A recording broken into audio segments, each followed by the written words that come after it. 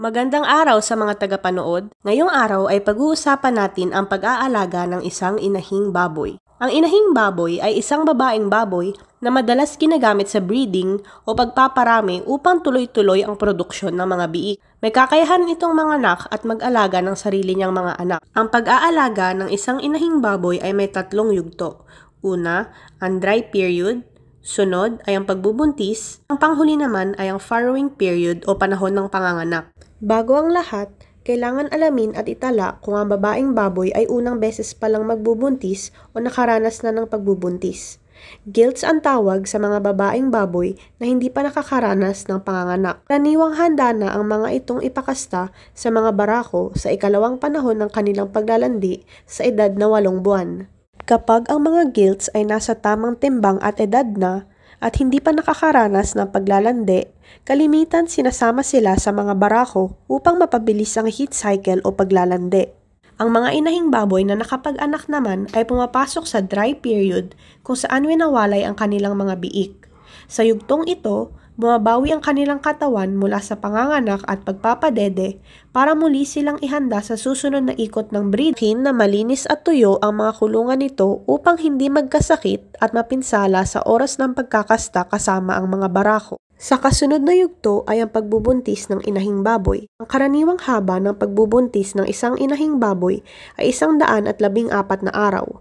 Mahalaga na malaman ang eksaktong inaasahang petsa ng panganganak upang maihanda ang kanilang paglipat sa tamang kulungan. Upang malimitahan ang mga sakit o mapinsala ang mga inahing baboy, mainam na ikulong ito sa kulungan na may sukat na 2 metrong haba sa 0.6 na metrong lapad at may taas na 1 metro. Panatilihing nasa 180 hanggang 220 kilo ang bigat ng mga inahing baboy upang matiyak ang ligtas na panganganak at malulusog na mga biik. Sa huling bahagi ng pagbubuntis, panatilihin rin na nasa 14 na Celsius ang temperatura ng paligid, mas mababa sa karaniwang temperatura. Ang colostrum ay dapat ibigay sa mga biik sa loob ng unang 12 oras pagkatapos ng kanilang kapanganakan. Ito ang unang gatas mula sa mga inahin na mayaman sa mga antibodies, protina at nutrients na kinakailangan upang palakasin ang immune system ng mga biik. Colostrum ay nagbibigay proteksyon laban sa mga sakit. Ang biik ay hindi nakakuha ng colostrum, ang unang senyales na makikita ay ang pagtatae. Mahalagang matiyak na nakakakuha ng sapat na colostrum ang mga biik. Pagkatapos ng 24 na oras, bumababa na ang kakayahan ng biik na makuha ng maayos ang mga antibodies mula sa colostrum. Dapat ding tiyakin na sapat ang kanilang nutrisyon, lalo na ang amino acids, vitamina at mga mineral. Sa huling bahagi ng pagbubuntis, mas mainam sa mga inahing baboy ang temperatura ng kapaligiran na nasa 14 na Celsius na mas mababa kaysa sa karaniwang 14.8 Celsius. Sa panahon ng farrowing, mahalagang mainam na pakainin ang inahing baboy, lalo na ang mga mayayaman sa amino acids upang masuportahan ang produksyon ng gatas para sa mga biik. Ideal na ilagay sa kulungan na may sukat na 2 times 1.5 metro ang mga inahin at mga biik upang malimitahan ang galawan ng mga inahin at matiyak ang kaligtasan ng mga biik mula sa pagkaipit o pagdurog. Kinakailangan ang ikalawang heat source at rail separator sa pagitan ng inahin at mga biik.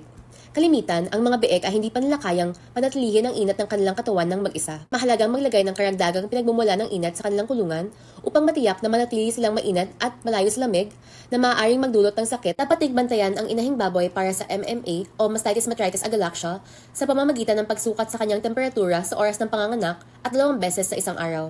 Ang normal na temperatura ay 39.5 hanggang 41 Celsius.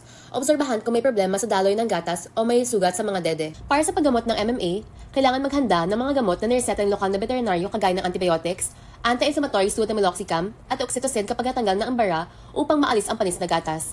Siguraduhin may sapat na tubig sa katawan ang inahing baboy upang mapanatili ang kanyang kalusugan. Ang tamang pag-aalaga sa inahing baboy mula dry period, pagbubuntis, hanggang sa farrowing period ay mahalaga para sa kanilang kalusugan at mahusay na produksyon ng biik. Hi, ako si Joe. Hi, ako si Miguel. Hi, ako si Alexis. Hi, ako si Mika. Hi, ako si Ida. Hi, ako si Elena. Hi, ako si Chelsea.